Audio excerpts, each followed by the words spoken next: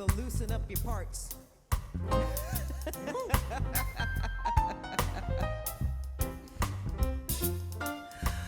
So for a celebration,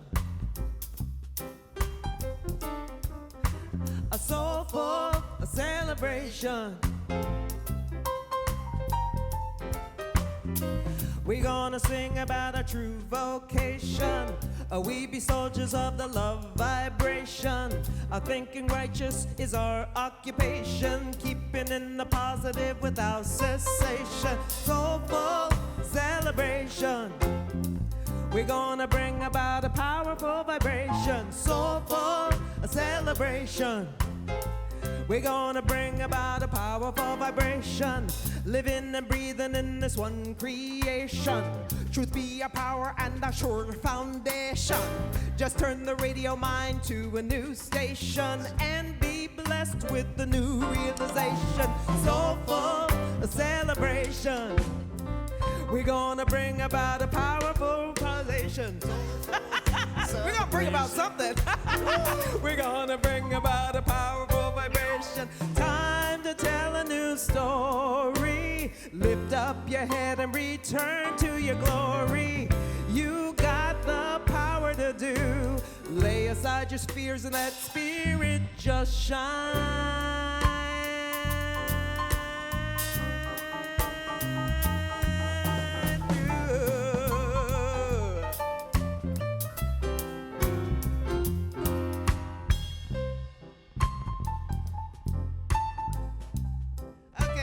We're gonna do some soulful. You can, all right, you're feeling it that way, okay. Soulful. Uh-oh. Soulful.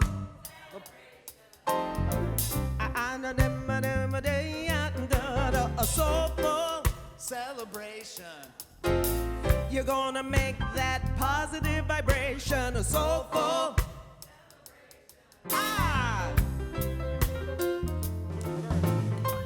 Love and peace to all our relations. Come join us in this new affirmation. No more hellfire or damnation. We be jamming in this new realization. Soulful celebration. Gonna bring about a powerful vibration. Soulful celebration. We gonna bring about full celebration. Soulful celebration. We gonna bring about a powerful vibration. Soulful celebration. I love that. A soulful celebration where we're going to change and uplift. What is it? Change and uplift our vibration. Oh gosh. Now I'm not saying it right here. We're going to sing about our true vocation. We be the soldiers of the love vibration. The love vibration. That's why I love being here, because of the love vibration. And it's really cool. I just went on this trip to Mexico for almost 2 weeks. And I came back home. And it was the first time, and I've lived here for almost 4.5 years, this first time I flew home, and I was like, it feels like home. It was so sweet. And it was very sweet because the people that went with me on this trip, it was our Deep Work with the Ancients retreat to Yelapa, Mexico. And they were all members of Centers for Spiritual Living. As a matter of fact, we had 4 ministers and a practitioner as part of our crew from various states. And it was a really high vibration group that we had. And I know it's because of that love vibration that we carry with us wherever we go. And the beautiful experience that I have when I travel with people who are in that love vibration is that we attract to ourselves more experiences of that love vibration. And it is just mind-blowingly awesome. It's like, poof, I love it. So here I am, I'm home, and I was thinking about home, and home is kind of like an archetype. It's like a place, and it's the place where in the hero's journey, they start off from home, they depart on their adventure, they have these travels, and sometimes there's trials and tribulations, and maybe you're slaying a dragon or something difficult happens, and then you come back, it's a circle, you come back home, except you come back transformed. And that's how I feel every one of the spiritual journeys that I go on, the spiritual vacations, traveling with people like this. For me, it is its own little hero's journey. And I want to invite you on your own hero's journey this month, because we're exploring this idea of radical gratitude. Radical gratitude. Now, I knew we were doing that whenever I embarked on this journey to Yelapa, Mexico, and it wasn't my intention to really, my intention was to experience joy. And as I went through this journey of the deep work with the ancients retreats, I realized that I awakened to radical gratitude along the way. And I want to tell you a little story about kind of how it all happened. So any hero's journey happens in 3 phases. You have the departure, the initiation, and then the return home.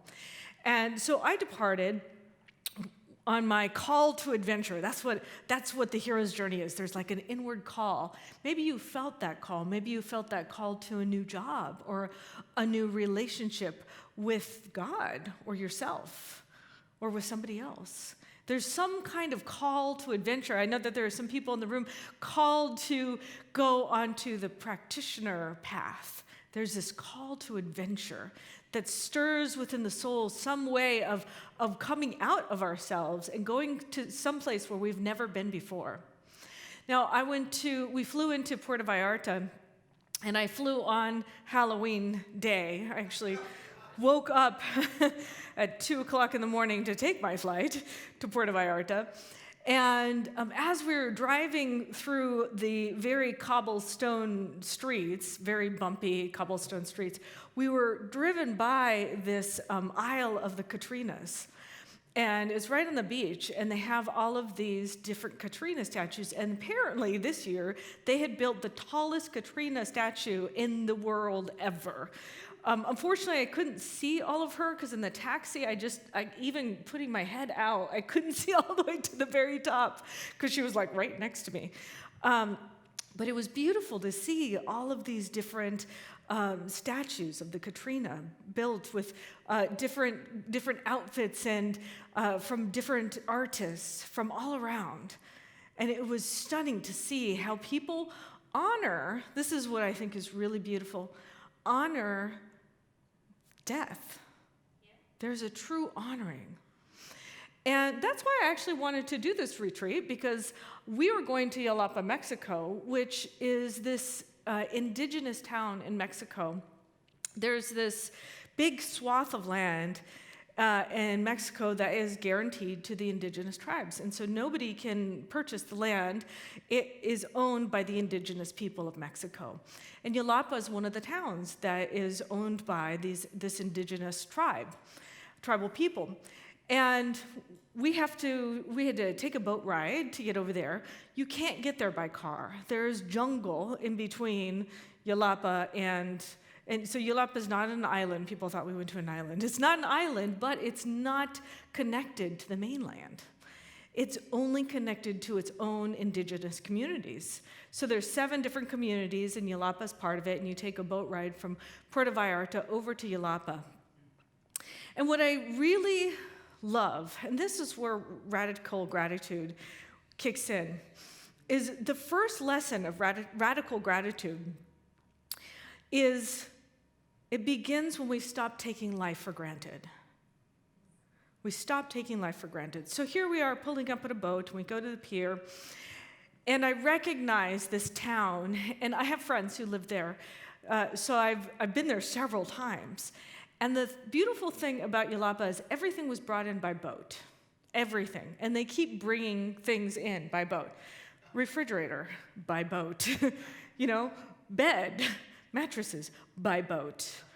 we were sitting there eating breakfast, and there was this man who was riding maybe 7 donkeys in a row, and they go down to the pier, they pick up concrete, pile it on the donkeys, and then they hike up to go build their building.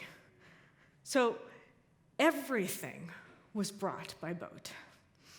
And it made me realize the beauty of our inherent nature to create. And where, I'm sure you've heard it, where there's a will, there's a way. But I couldn't take where I was staying for granted.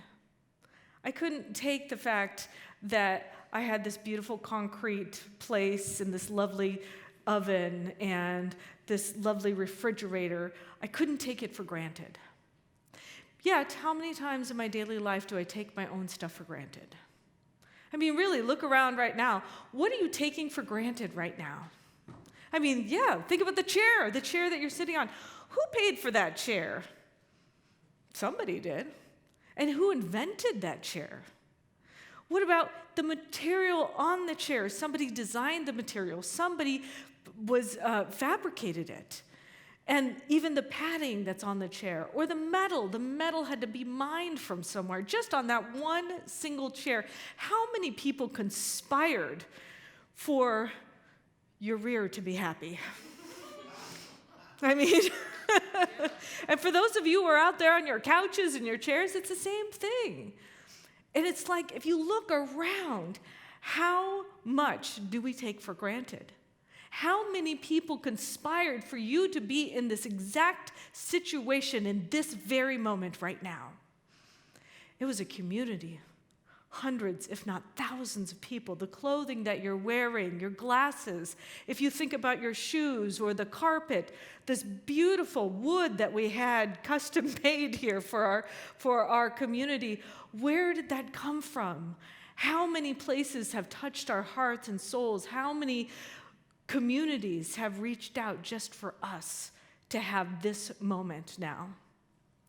And so that's what I think the first step of radical gratitude is really recognizing that we're here because of so many thousands of people in this very moment. So we came to celebrate the Day of the Dead, and it's really beautiful. We had one of the native women from the community. She came and spoke to us about the Day of the Dead and the symbolism. And she talked about how historically, for her understanding, the Day of the Dead, their community has celebrated forever.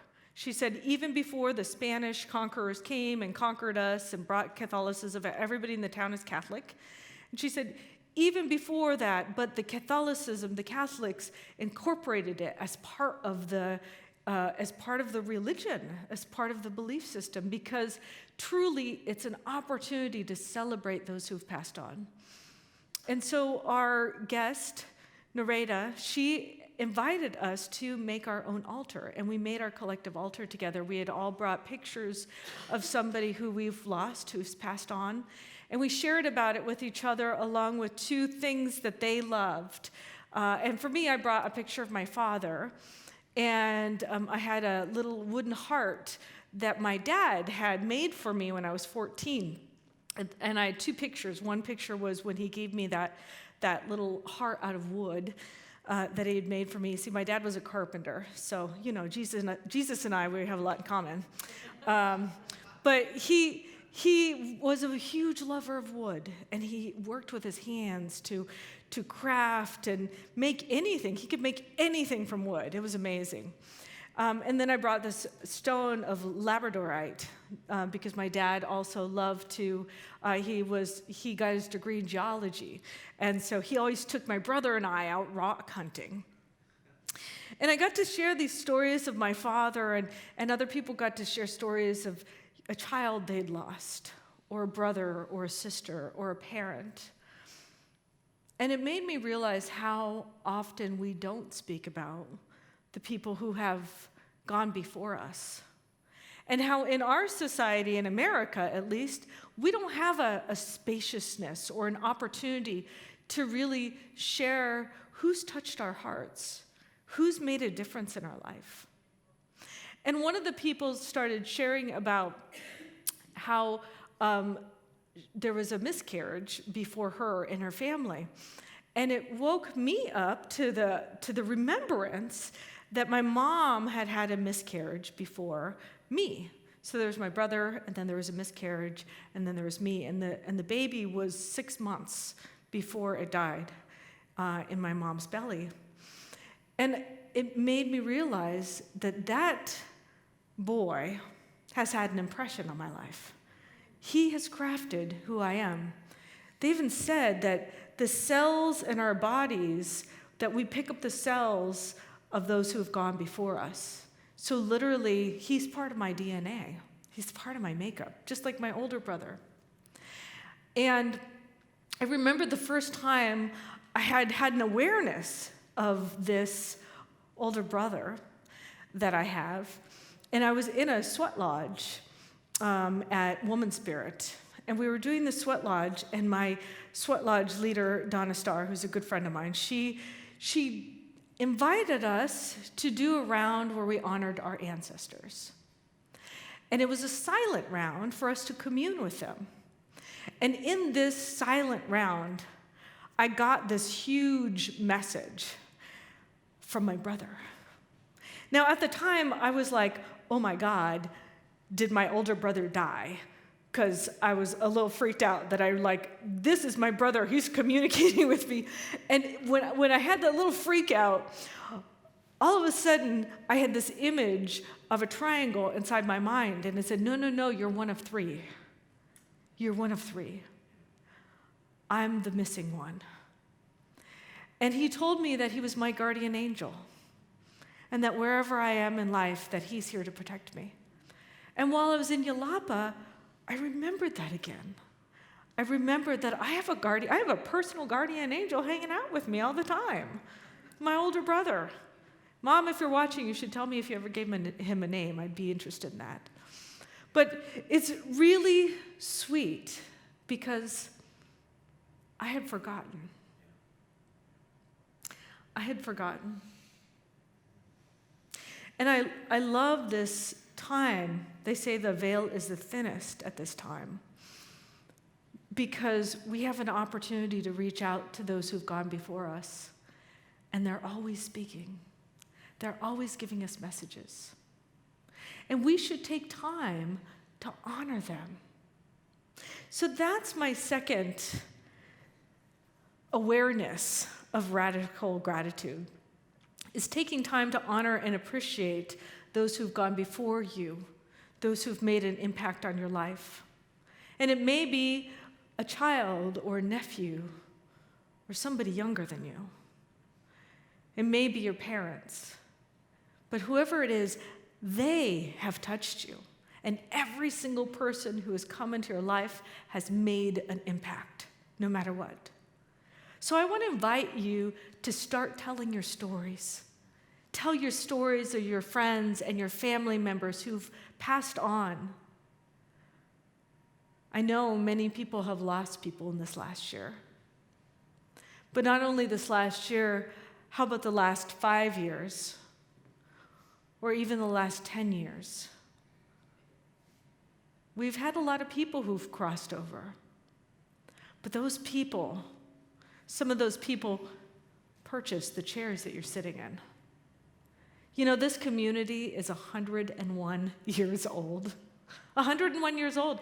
It's older than the formerly called the Church of Religious Science, which is Centers for Spiritual Living. It's older than that because this community was founded by Netta Holmes, who was in the New Thought movement. And Centers for Spiritual Living is a part of the New Thought movement, but it wasn't established at that time that this community was founded. See, we are a place of innovation. We're a place where we have created newness and we've awakened to new ways of thinking way before so many people. And that is your inheritance. That is your place that you get to sit in, is you get to participate in that foundation that has been going on for over 101 years. I also had an opportunity to honor a couple of people in my community in the past. I brought my little picture of Darlene Thorson. I put her on the altar. We put a picture of my beloved friend Billy, who was in my former community, who transitioned this last year. And I want to be sure to tell their stories. I want to be sure that they live on within us, and that I am super grateful for how they've touched my life. And as I was writing this talk, I have this in my house. I have a poster. It's like a thing. I founded a Center for Spiritual Living Peninsula, and in 2012. And we had our 4th anniversary, and we had one of those posters where we had like a picture of Buddha in the middle, and then you write on the outside. And the writing on the outside for my community members, there was a note from Billy, who just passed on this last year, and he said, "Thanks for being a light for the lost." And it was like, I felt like he was my light. And he looked over there, and I'm like, oh, he's thanking me for being a light. But he was one of the lights in my world, too. So that's the deep work, the departure. And then you go on the hero's journey, which you're all on, is the invitation to the initiation. The initiation is the challenging part. The initiation is where life does not happen the way you want it to happen. Like, we all made these plans, and then life does something different. You've had that happen maybe once or twice. So here we are on our little adventure in Yelapa, and one of the members that was with us, the very first night she was there, she was in Puerto Vallarta a day early, and she was traveling, and her purse was stolen. Like, she had one of those little tiny purses with the little straps that you can only carry, like, your passport and your wallet in it, and somebody had snipped it off, like, while she was walking through the crowd.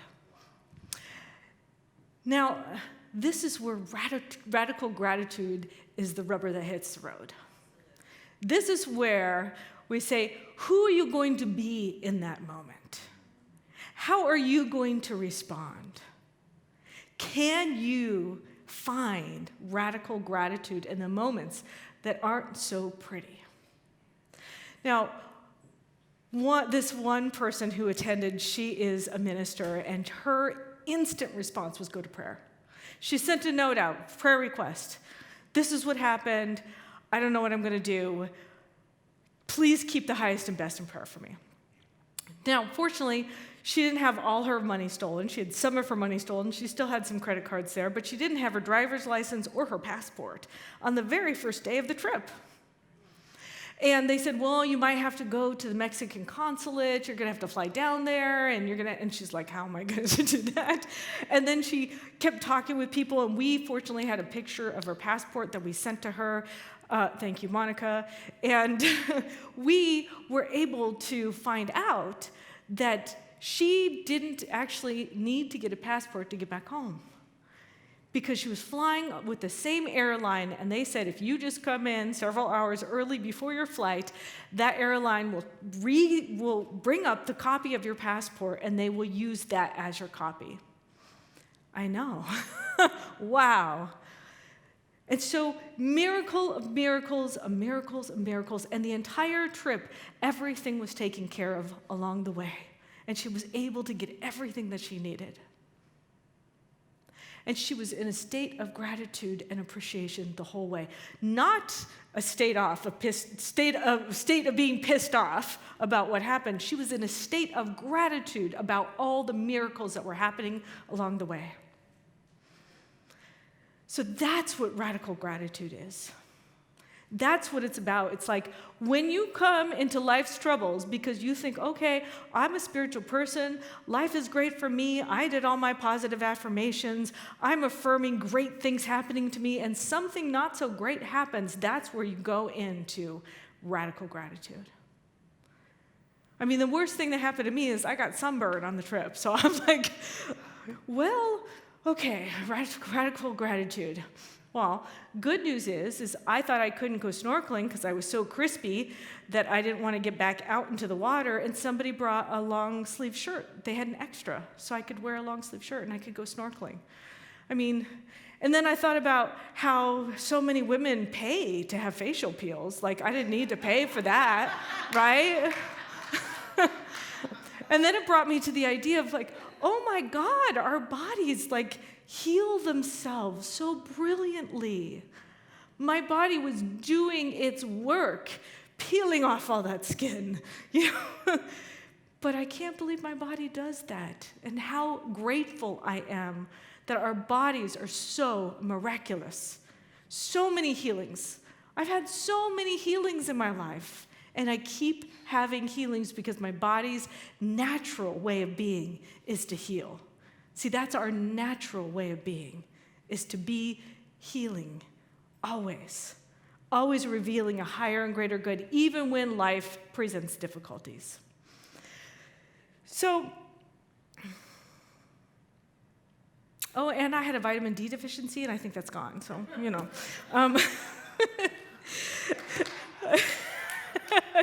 Nobody over here knows about that.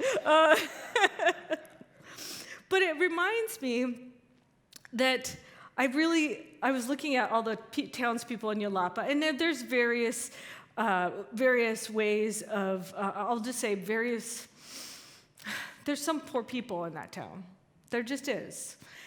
And as I'm walking and going up the hill, and there's a woman in a cinder block shack, literally, it's smaller than this. It's about the size of this stage right here, with her couch and her TV and a bucket where she's washing her dishes. And she's sitting and talking with her friend, and they're laughing and laughing, and there's no door. So as I'm walking by on the path, I look in, and there they are laughing away. Hola, as we walk by. And it reminded me, how many times are we in our beautiful car and miserable? Or how many people are in that relationship that isn't serving them and they're just waiting out the days? Or how many times have I been in a job, not this job, but how many times have I been in a job where I'm like, this isn't my calling. My soul isn't satisfied. And there they are with nothing and blissfully happy. See, radical gratitude is an attitude shift. And it's a practice, it's a spiritual practice that you get into when you embrace and embody that this moment is enough. This moment is enough. So wherever you are, this is your practice, is to look around and say, this is enough. Because when we are dissatisfied, it's because we are seeking something else to make it enough. And when we're satisfied in this moment, we're gratitude. Okay, we're gratitude. Now I can't even say it. Okay, well, radical gratitude emerges. That's the moment where you have shifted. You see, we can be unhappy with whatever is going on right now. But in order for us to shift, we have to say, this moment is enough. Yes, we can always have better. Yes, it's good to seek and to know there is a greater good for us. And the way to get there is to know that in this moment is enough. And so that's what I want to encourage you to do, is I want to encourage you to recognize that everything you need for this journey already exists within you, and it's already around you. As a matter of fact, that life is conspiring on our behalf, and even when things happen like our passport is stolen, it doesn't mean life isn't conspiring on our behalf, but we have to pay attention and listen. We have to be willing to step into a new way of being. We have to develop a resilience that allows us to thrive, because we know that wherever we are at, we are enough. This moment is enough, and God always provides enough. So rather than wasting away with a sense of dissatisfaction or unhappiness, or rather than being unhappy that that challenging thing happened on your vacation, instead embrace the idea that this moment is enough. I want to encourage you to practice these 3 techniques over the month. The first one is stop taking life for granted. Start looking around and recognizing the beauty, the community that's conspired for this moment now. And the second thing is to honor and appreciate those who've gone before you and made an impact on your life. Start sharing those stories of the people who've passed on. Start letting others know that you didn't do this alone, that you've had people, that you've had help, that you've had support and love along this journey. And remember that this moment is enough. I'm enough. Everything is enough right now. So consider yourself launching on this hero's journey this month, that this is a call to adventure that I'm calling out to you. And may there be initiations, may there be challenges, may there be dragons to slay, but no matter what, you will come back home refreshed, renewed, and transformed. And so it is. Thank you. And let's pray. I truly love this word surrender, which I didn't used to like because I thought it meant that you give up and something powerful overwhelms you. But really, surrender is about releasing attachment. It's about being present to what is in the moment. Even Viktor Frankl was in a concentration camp, and he said he saw beauty in the bowl of soup that had nothing but a fish head in it. So if I can get to that place where I see beauty everywhere, I have awakened to the truth of spirit in my soul. I have come here to live a life that God wanted me to live, but it has provided everything I need. And so as I look around, I see that all my needs are met. I see that this is enough, that this moment now is perfect. It's exactly what I needed. And so I surrender into that beauty, into the bliss, into the revelation, into the recognition, into the revitalization of my soul, that it is purified with that awakening as I see with new eyes. And I am filled with gratitude for this very moment. And so it is.